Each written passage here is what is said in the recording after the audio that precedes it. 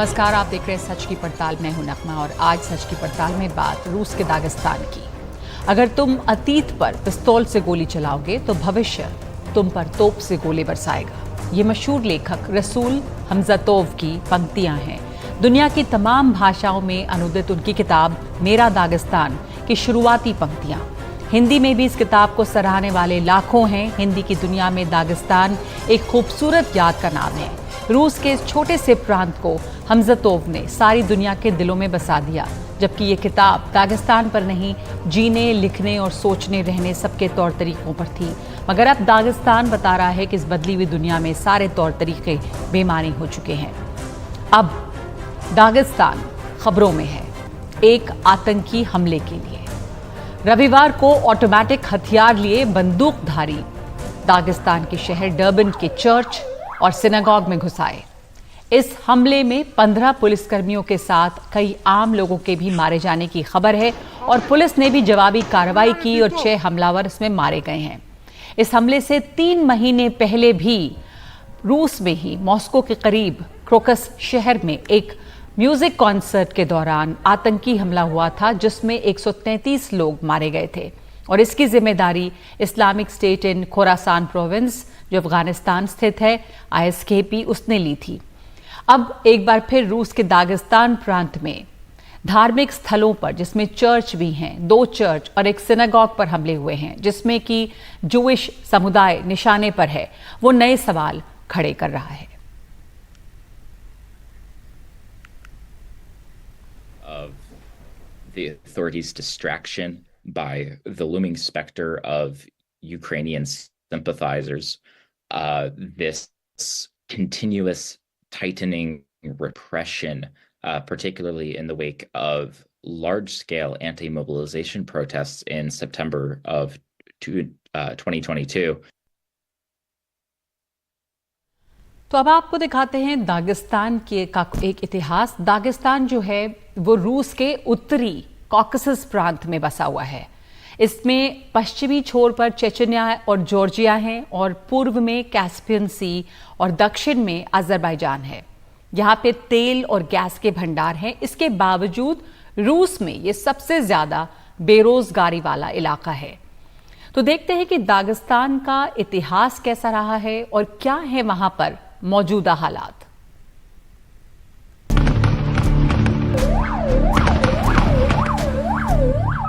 Dagestan की जिस मखाचकाला में आतंकी हमला हुआ वो दागिस्तान की राजधानी है। बेहद खूबसूरत और तरह तरह की भाषाओं को समेटे हुए ये प्रांत, लेकिन 19वीं सदी से ही दागिस्तान ने स्थिरता नहीं देखी है। जार का शासन हो या फिर स्टालिन का दौर, इस प्रांत के लोगों ने हमेशा मुश्किलों का सामना किया। दागिस्तान का मिजाज भी बागी रहा है। इस्लामिक ताकतों ने इस इलाके में अपनी मौजूदगी हमेशा दर्ज करवाई है। 19वीं शताब्दी में इमाम शमील हों या फिर 1999 का साल हो, जब एक इस्लामिक संगठन ने दागिस्तान और चेचन्या के कुछ इलाकों को आजाद घोषित करते हुए रूस के खिलाफ हथियार उठाने का ऐलान किया था।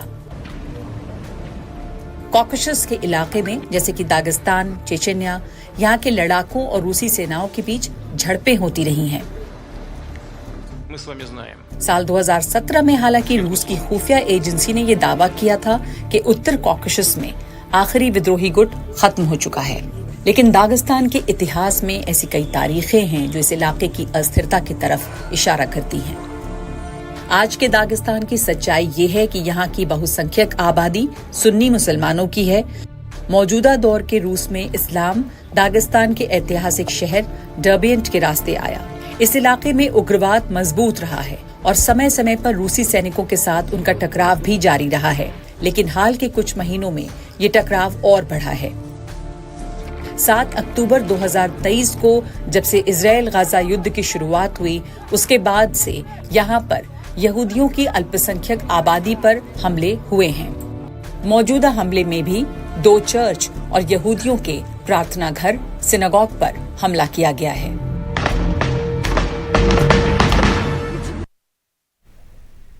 तो इसमें धार्मिक स्थलों को निशाना बनाया गया है, जिसमें 2 चर्च हैं और एक सिनेगॉग है। हमारे साथ रूस से जुड़ रही हैं आरती सोनी, पत्रकार, और इधर हमारे साथ पूर्व राजदूत हैं स्कंद तयाल।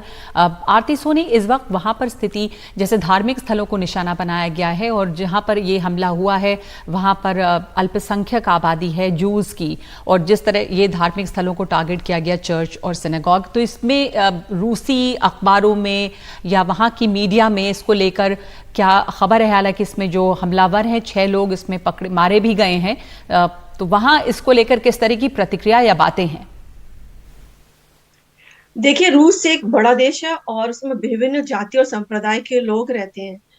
और जहां तक आप बात करें दिगिस्तान की, तो दिगिस्तान में जो अभी हमला हुआ सिनागोग और ऑर्थोडॉक्स चर्च के ऊपर, तो रूस की जनता बहुत पहले से इस बात को जानती है कि उकसाने वाली कार्रवाई रूस के खिलाफ की जाएगी, और वो भी आतंकवादी घटना इस ओर से कि रूस को जाति धर्म के आधार पर तोड़ा जाए।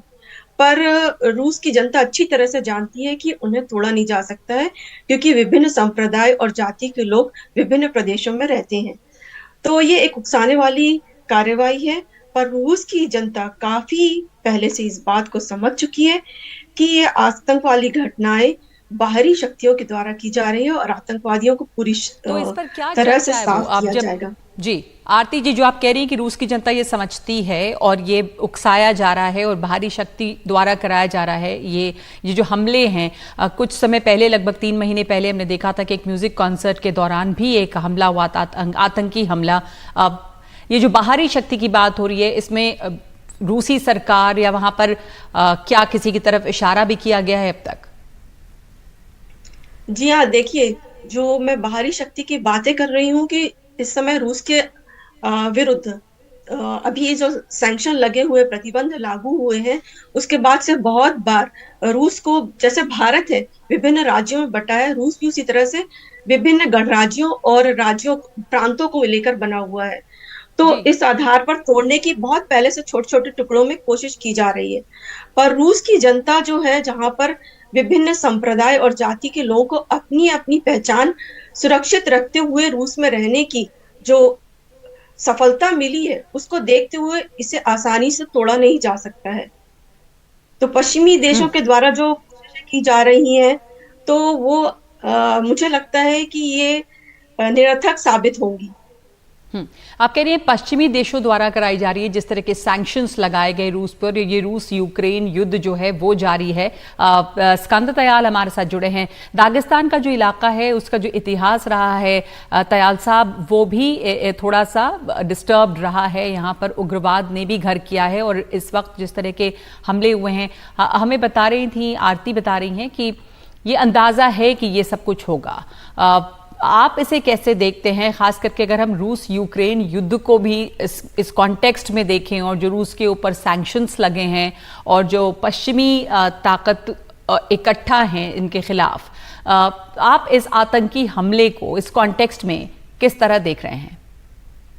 देखिए, पहले अगर इतिहास की तरफ देखें तो बहुत लोगों का ये मानना है कि जार के समय में और स्टालिन के समय में जिस तरह से रशिया पहले और फिर सोवियत यूनियन ने स्पेंड किया, तो पूरे मध्य एशिया पे किया, सेंट्रल एशिया पे किया, कॉकेशस में किया, तो वो एक तरह का उपनिवेशवाद था, कोलोनाइजेशन था। जब सोवियत यूनियन खत्म हुआ तो उसमें मध्य एशिया के 5 देश तो मुस्लिम बाहुल्य जो थे वो अलग हो गए, पर 2 एरिया दागिस्तान और चेचेनिया जो मुस्लिम बाहुल्य रहे वो रशिया में ही रहे, क्योंकि वो ऑटोनोमस रीजन्स थे, वो कंट्रीज नहीं थे, और वो रशिया में इंटीग्रेट आज तक नहीं हो पाए हैं। 1971 से ये सब चल रहा है। तो उसकी कई सारी वजहें हैं कि ये सब मिलिट्री ट्रेंड हैं। पहले अफगानिस्तान में भी ये लड़ने भेजे गए थे, इन सब जगहों से वो सब वापस आए हैं। इस्लाम का बहुत प्रभाव बहुत बढ़ गया है, और इस समय आईसिस खुरासान भी वहां पे बहुत एक्टिव है, बहुत गन्स वहां पर हैं, ड्रग्स का पूरा ट्रेड वहां से चलता है, अफगानिस्तान से और दागिस्तान, चेचेनिया, ताजिकिस्तान से आता है।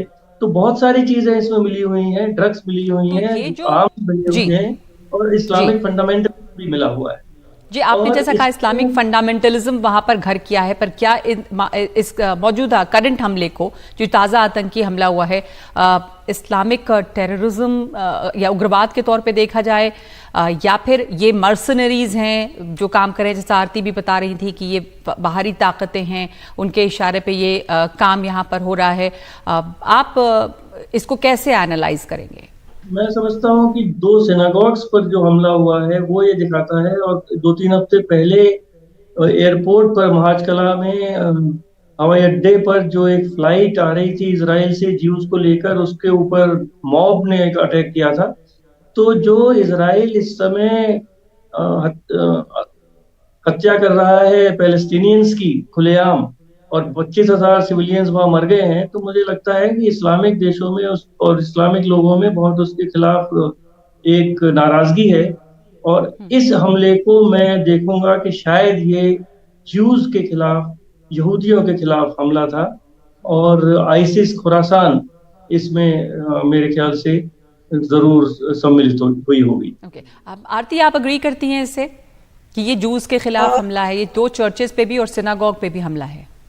देखिए, जो लोग रेगिस्तान में मारे गए हैं, इस बात से तो मैं पूरी तरह से सहमत नहीं हूँ कि रूस की जो सुरक्षा सेवा है वो सो रही है, ये मैं नहीं कहूंगी, क्योंकि एक रूस का नागरिक होने के नाते मैं यही कहूंगी, और इतने सालों से मैं यहाँ रह रही हूँ, जब मुझे अपने धर्म को मानने की पूरी स्वतंत्रता मिली हुई है, उसी तरह से रूस में जो मुख्य धर्म है वो है बौद्ध, ऑर्थोडॉक्स ईसाई धर्म है, और मुस्लिम धर्म है, और उसके साथ में यहूदी धर्म है।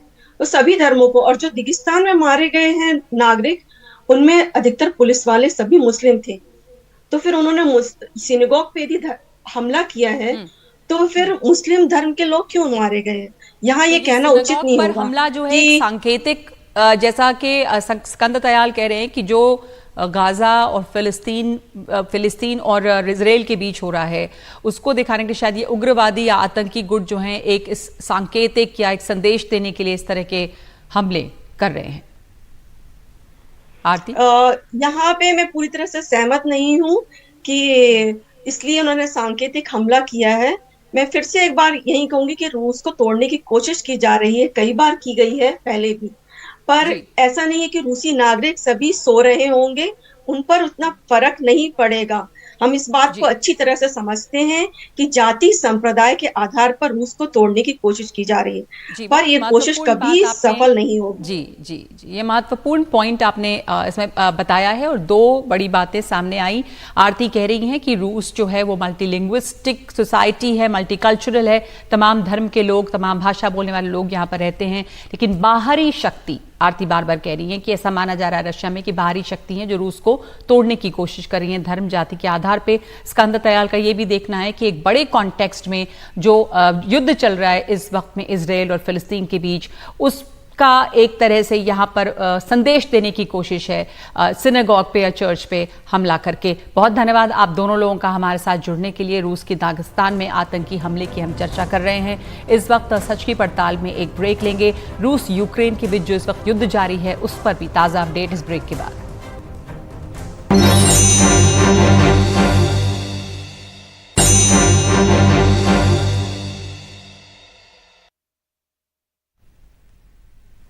और अब बात रूस यूक्रेन युद्ध की। 2.5 साल पहले जब रूस ने यूक्रेन पर हमला किया था, तब सबने सोचा था कि ये कुछ दिनों में, हफ्ते भर में, शायद महीनों में ख़त्म हो जाएगी युद्ध, लेकिन 2.5 साल गुजर चुके, रूस को वो कामयाबी नहीं मिली जिसका उसे इंतज़ार था।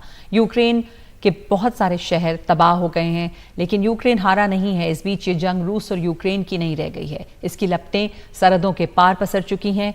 एक तरफ नेटो यूक्रेन की मदद में लगा है, दूसरी तरफ चीन, कोरिया रूस के साथ गठबंधन कर रहे हैं। इस बीच क्राइमिया पर रविवार को हुए हमले के बाद आज रूस ने अमेरिका के राजदूत को समन किया है। क्राइमिया में बीते दिनों हुए मिसाइल हमले के बाद रूस नाराज है। सोमवार को उसने अमेरिका के राजदूत को समन किया और कहा कि वो बदला लेगा। उसका आरोप है कि ये हमला अमेरिका की दी हुई मिसाइलों से हुआ है। इस हमले में 4 लोगों की मौत हो गई है। मरने वालों में 2 बच्चे हैं और 151 लोग घायल हैं। लेकिन ये लंबे समय से चल रहे युद्ध की ताजा परिणति भर है। 2.5 साल से चल रहे इस युद्ध में यूक्रेन के कई शहर तबाह हो चुके हैं। रूस भी बुरी तरह से जख्मी है, लेकिन पुतिन की जीत अभी बाकी है। अब रूस के सैनिक इस वक्त यूक्रेन के दूसरे सबसे बड़े शहर खार्किव को खाक करने के लिए गाइडेड बमों की बरसात कर रहे हैं। पहले भी वो इस शहर पर हमला कर चुके हैं। इधर यूक्रेन भी रूस को करारा जवाब दे रहा है। अमेरिका ने उसे अपने हथियारों के इस्तेमाल की छूट दी है। अब यूक्रेन की सेना रूसी सेना पर कहीं भी हमला कर सकती है, लेकिन इससे हमलों का सिलसिला बढ़ा ही है और कूटनीतिक तनाव भी तेज हुए हैं। यूक्रेन की सेना ने दावा किया है कि उसने शुक्रवार को रूस की 4 तेल रिफाइनरियों को ड्रोन से निशाना बनाया है, जबकि रूसी वायुसेना ने कहा कि उसने शुक्रवार को यूक्रेन के 70 ड्रोन को काला सागर व क्रीमिया प्रायद्वीप में मार गिराया है।